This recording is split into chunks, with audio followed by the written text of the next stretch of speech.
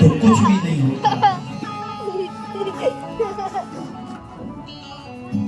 अनन्य ममतां विष्णु ममतः प्रेम संगता भाव साएव सद्रात्मा बुधै प्रेमा निगत्यते। हे पिताजी, ये जो संसार में आपके मन फंसा है, इस मन को मुक्त कर दो, क्योंकि ये सब मिथ्या है। चल रे हंसा अमर लोक को, यहाँ कोई नहीं तेरा है, जग वालों का हुआ अंधेरा, अपना हुआ सवेरा। चल रे हंसा अमर लोक को, यहाँ कोई तेरा नहीं है, केवल परमात्मा ही तेरे हैं। जब ऐसा सुंदर उपदेश गोकर्ण ने आत्मदेव को किया, पिताजी धर्मं भजस्व सततं त्यज लोक धर्मान, सेवस्य साधु पुरुषां जय काम तृष्णा। धर्म का आश्रय लो, भगवान का आश्रय लो, आपका जीवन तत्काल उसी क्षण आत्मदेव जी ने घर का परित्याग कर दिया, जंगल में गए और भागवत जी के 10वें स्कंद का पाठ करके मोक्ष को प्राप्त किया। भोले भक्त वत्सल भगवान की जय। अब तो धुंधकारी का ही राज्य साम्राज्य हो गया। आधी रात को आया, माँ से धन मांगने लगा। माँ ने कहा, बेटा जितना था सब ले लिया तूने, अब मेरे पास नहीं है। माँ को मारने लगा तो माँ गई और आधी रात के समय में कुएं में गिर करके उसने भी अपने प्राणों का अंत कर दिया। बोलिए वृंदावन बिहारी लाल की जय। पिताजी जंगल में चले गए, माता ने कुआं में प्राणों को त्याग दिया। अब तो इसी का साम्राज्य हो गया। इतना बिगड़ गया कि 5 वेश्याओं को इसने अपने घर में रख लिया। जहां कभी ओम नमो भगवते वासुदेवाय मंत्र का जाप होता था, वेदों का पाठ होता था, स्वस्ति वाचन होता था, आज उस घर में जो है 5 वेश्याओं को रख लिया धुंधकारी। इतना महान खल बन गया। एक दिन रात्रि के समय में ये डाका डाल करके आया। वेश्याओं ने मन में विचार किया कि इतना सारा धन ये लेकर के आया है, यदि धन के साथ हम पकड़े गए तो सजा तो हमारे लिए भी भुगतनी होगी कि नहीं। ये इनकी पत्नियां हैं, यही इनसे चोरी करवाती हैं। तो क्या किया कि धुंधकारी सो रहा था। सोते हुए धुंधकारी को 5 वेश्याओं ने अपने अपने हाथों से दबा लिया और बलपूर्वक उसका वध कर दिया। उसके मुख में जलते हुए अंगारों को भर दिया। व्याकुल होकर के तड़प करके और धुंधकारी का प्राणांत हो गया। सनत कुमार जी कहते हैं, वेश्याओं ने धन को लिया और ये बात अब चली गई। ये वेश्याएं कौन है? काम, क्रोध, लोभ, मोह, मद, ये वेश्याएं ही तो है। इतना हो गया, इतना और हो जाए, 2 मकान हो गए, 2 प्लाट और हो जाए, 2 गाड़ियां हो गई, 2 और हो जाए। ये तृष्णा, यही तो वेश्या है। अहंकार, मत्सर, ये वेश्या है। काम, क्रोध, ये वेश्या है। जैसे ही धुंधकारी का प्राणांत हुआ तो वेश्याओं ने उसके मृत शरीर को जमीन में गाड़ दिया और धन लेकर के चली गई। एक दिन की बात है कि गोकर्ण जी यात्रा में गए हुए थे और यात्रा से लौट करके आए तो अपने गांव उत्तम नगर में पधारे। जैसे ही उत्तम नगर में पधारे, मन में भाव आया कि चलो आज पिताजी के घर चलते हैं। आत्मदेव जी का जो घर है वही तो उनका जन्म स्थान है। तो पिताजी के घर में आकर के और गोकर्ण जी ने आसन लगाई और जैसे ही आसन लगा करके बैठे, अर्धरात्रि का समय है। या निशा सर्वभूतानां तस्यां जागर्ति संयमी। जिस समय सारा संसार घोर निद्रा में सोता है सज्जनों, उस समय संयमी पुरुष, ज्ञानी पुरुष, ध्यानी पुरुष परमात्मा के नाम का चिंतन करते हैं। आज गोकर्ण जी चिंतन कर रहे थे भगवान के नाम का। उसी समय क्या देखा कि एक भयंकर शब्द सुनाई दिया उनके लिए। तो एकदम माला जो जप रहे थे ध्यान खुल गया, देखा कुछ नहीं। फिर जैसे ही ध्यान लगा करके बैठे, सामने क्या देखा, बहुत तेज अग्नि प्रचंड जलने लगी। ये थोड़ी जलने लगी, वायु चलने लगी। ये समझ गए कोई दिव्य आत्मा है मुझे परेशान कर रही। तो इन्होंने अपनी अंजलि में जल लिया और गायत्री मंत्र को जैसे ही पढ़ करके छाता लगाया, वह जो जीव था, धुंधकारी था, वो स्थिर हो गया। हाथ जोड़ करके बोला, अहम भ्राता तुदीयोऽस्मि धुंधकारीति नामता सुखीयैव दोषेण ब्रह्मत्वं नाशितं मया। अहम भ्राता तुदीयोऽस्मि। भैया, हे गोकर्ण भैया, मैं तुम्हारा ही भाई हूं, धुंधकारी। बोले धुंधकारी? तुम धुंधकारी कैसे हो सकते हो? बोले क्यों? बोले अहम भ्राता तुदीयोऽस्मि धुंधकारीति नामता सुखीयेनैव दोषेण ब्रह्मत्वं नाशितं मया। हे भैया, हम ब्रह्म प्रेत बन करके पड़े हैं, हमारा उद्धार करो। आप जैसा परम विद्वान जिसका भाई हो, वह अधोगति में पड़ा हो, हे भैया हमारा उद्धार करो। गोकर्ण ने कहा तुम धुंधकारी नहीं हो सकते। बोले क्यों? बोले मैंने तुम्हारे नाम का श्राद्ध जो है गया में कर दिया है। पितृपक्ष में कितने लोग गया में श्राद्ध करने जाते माता पिता का, अपने पूर्वजों का। वो इसीलिए जाते हैं कि जो एक बार गया में श्राद्ध हो जाता है जिसका, उसकी मुक्ति हो जाती है। तो गोकर्ण ने कहा भैया तुम धुंधकारी नहीं हो सकते। बोले क्यों?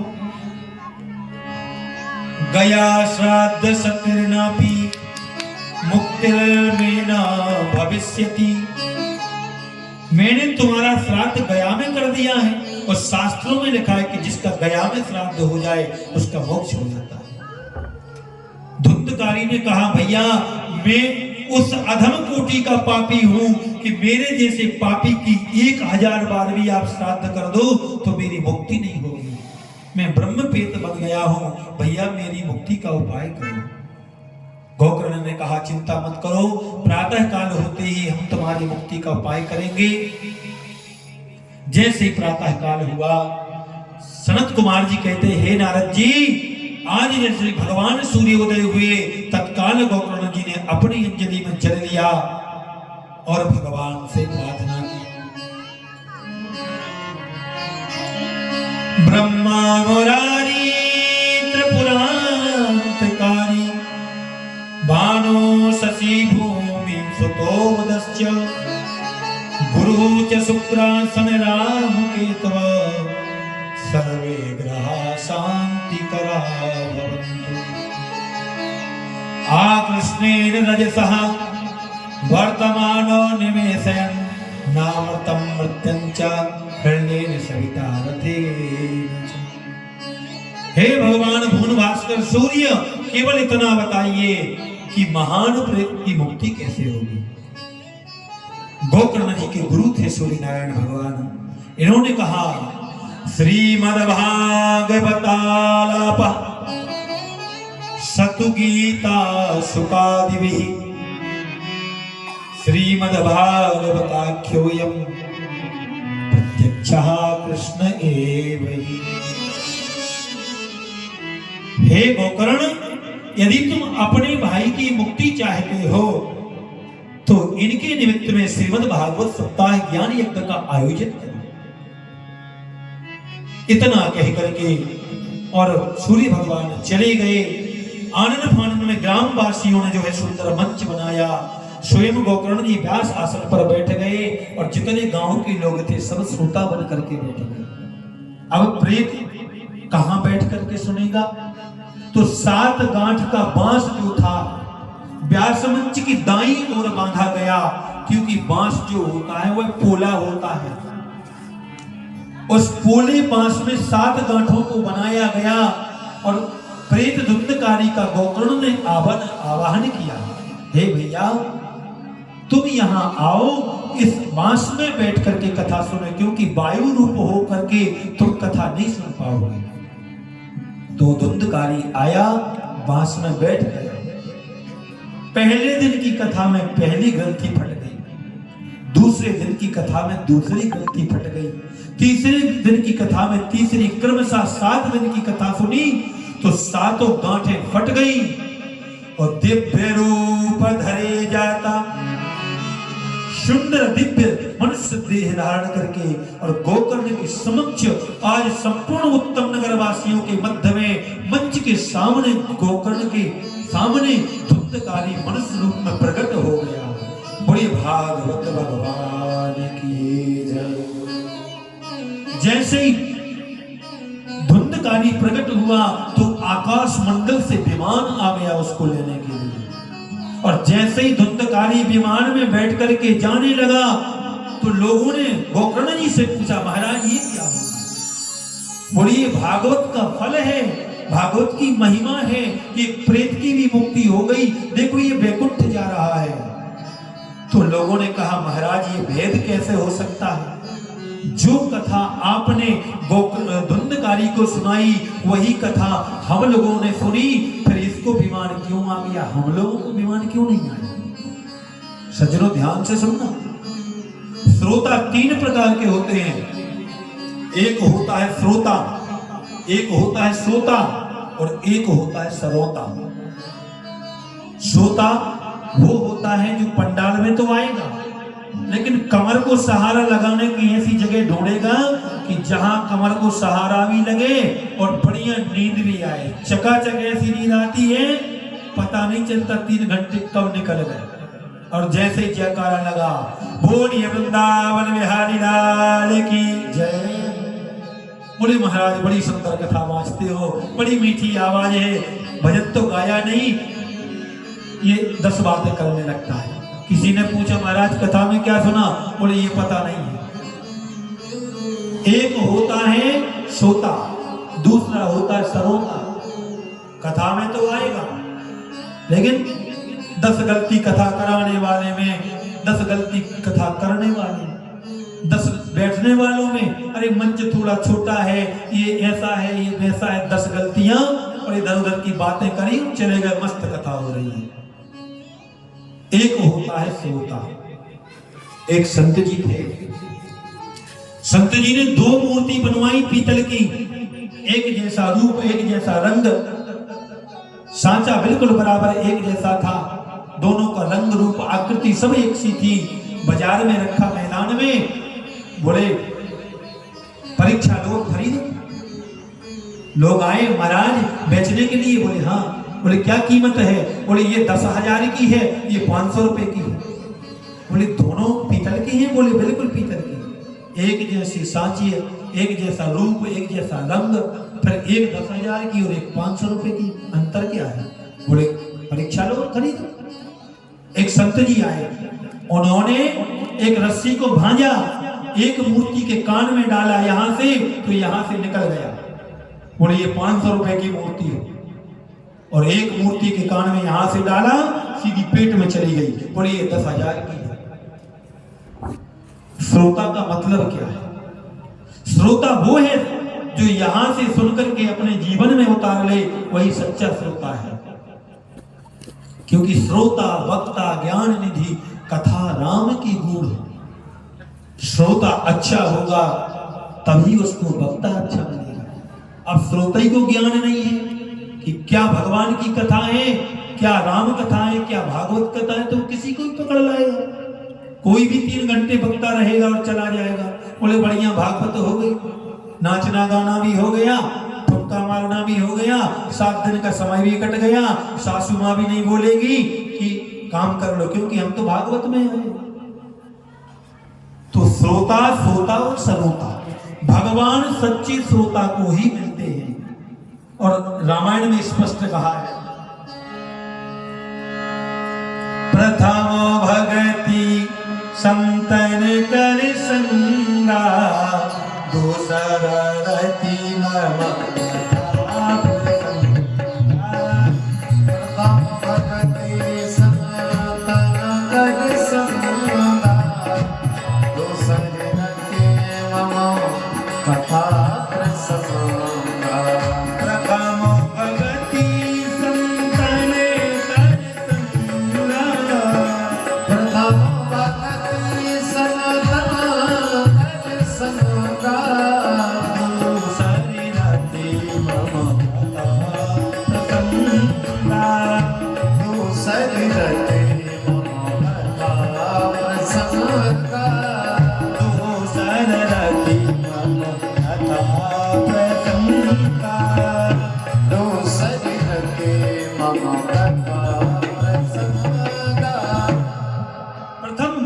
है श्रवण भक्ति।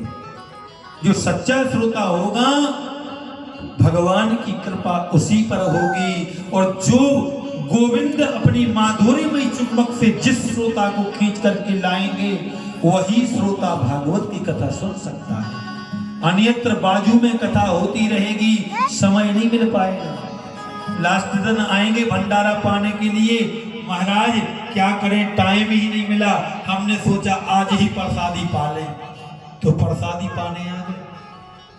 क्यों? जब तलक जिंदगी रहेगी फुर्सत न होगी काम से, और कुछ समय ऐसा निकालो कि प्रेम कर लो राम से।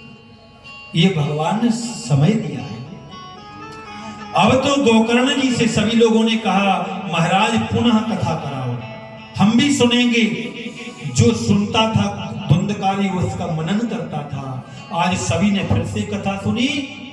तो जिस प्रकार अयोध्या वासिना सर्वे राम रूपेण संगिता, जिस समय अयोध्या को छोड़कर के रघुवर जी अपने साकेत धाम गए तो जितने अयोध्या वासी थे, जितने पशु थे, पक्षी थे, नर नारी थे, वृद्ध बालक थे, सब लोग विमान में बैठ करके साकेत धाम को गए। आज ऐसे ही स्वर्ग से विमान आए और जितने लोग थे सब गोकर्ण जी के साथ में विमानों में बैठ करके वैकुंठ धाम को चले गए। बोलिए भागवत महापुराण की जय। सनत कुमार जी कहते हैं इस प्रकार भागवत जी का ये 6 अध्यायों का महात्मा पद्म पुराण से लिया गया है। पद्म पुराण में इसका महात्मा का वर्णन किया गया है। भागवत की कथा जहां भी हो उसके लिए सुंदर स्थान होना चाहिए, इधर उधर की वार्ता वहां नहीं होना चाहिए। भोजन उतना करें जितने की कथा सुनने में विघ्न उत्पन्न ना हो, इतना भोजन करें। भागवत में लिखा है भोजनम तु परम मन्ये कथा श्रवण कारकम नोपवासे कथा प्रोक्ता कथा विघ्न करो यदि।